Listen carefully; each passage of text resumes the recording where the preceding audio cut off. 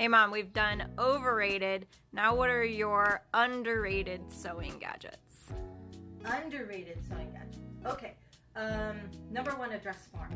And a dress form that is padded out for your measurements. So we've got like 4 here at the top. So we've got a female dress form and a male dress form right here. Take your measurements, pad the dress form out so that you can put the garment on the dress form and work on it, and it'll fit you. Very nice. Always good. What else? In garment, well, in almost everything I sew, pressing is so important.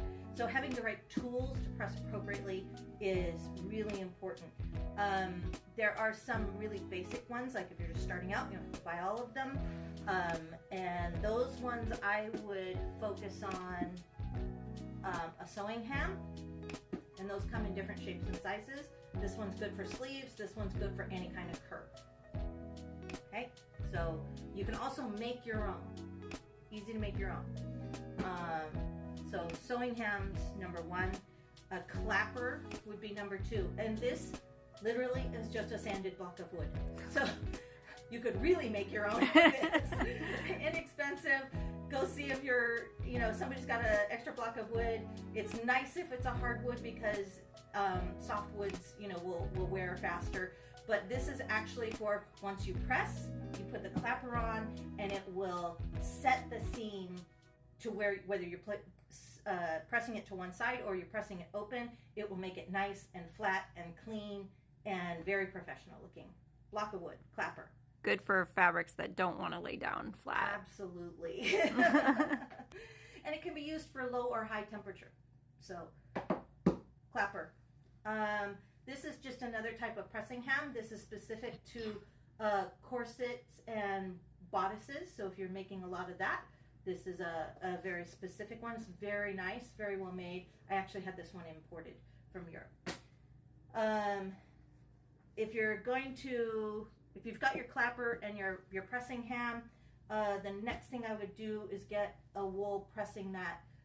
Those 3 things, a ham, a clapper, and a wool pressing mat, will give you the most crisp, professional seams, and it will change the way your garment looks. Absolutely. Why a wool mat? Why a wool mat? Because the wool, you can use a lot of steam or moisture, and it will give you gives you a nice padded surface, but it's firm. It's compressed. So it's not like putting a towel or padding on your ironing board. It's really compressed, so it's not going to sink in. It's going to hold the weight of your iron, firm, but absorption of all of the heat and steam. Nice. And then 2 last things for pressing. Get yourself a really good pressing medium. I prefer Mary Ellen's Best Press. Doesn't leave residue. You can buy the ones that have lavender. This one happens to be lavender field scent, but they also have unscented. They've got a variety of colors and flavors. But this is one of the best pressing agents I've seen, better than starcher sizing. And then the last thing I use, and they sell these in packages, and you can spend a lot of money on it, or you could just go to the yardage store and just get a half a yard of organza. I like the sheer organza because you can lay it over your garment and you can see everything through it, as opposed to getting like a black or a dark color. Just get something sheer and light, and that will prevent any residue or anything coming from your iron getting onto your garment. It's just a protection factor. So you lay your garment on top of your wool mat, and then you lay the organza on top of that, Yes. and then you iron. Yes. Awesome. What else? What else is underrated? All right, so that's all the pressing things. Pressing in general is underrated. Yes, I remember. That was the first thing you told me about sewing. Press.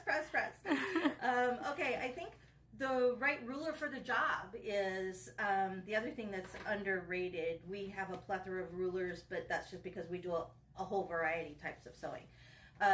So if you're doing garment sewing, I would say get yourself a 2-inch. This one happens to be 2 inch by 18 inches. It could be a shorter one, whatever. But a good 2-inch flexible ruler. and for pattern drafting or alterations. And then this is called a French curve ruler. They have them in different. I have a smaller one that's actually a little bit more curved if you need a stronger curve. But this is for making curves, armholes, arm size, any kind of, the hip curve. If you're drafting patterns or altering patterns, this one is great because it's got a straight edge plus a variety of curves. So French curve ruler for that. If you're doing other types of sewing, then like we do quilting, we do other kinds of sewing, a variety of rulers. So a good 24-inch. This is great if you're a rotary cutter sewist. 24-inch ruler. This is a 24 by 6-inch, and this is one of my favorite rulers. It's a 2.5-inch by 8-inch, and the way this one is marked, if you use a 1/2-inch seam allowance, it's got actually a 1/2-inch mark right there. So it's 1/2 inch. So you've got exactly what you need. You can just lay that on your seams, and it makes marking very fast.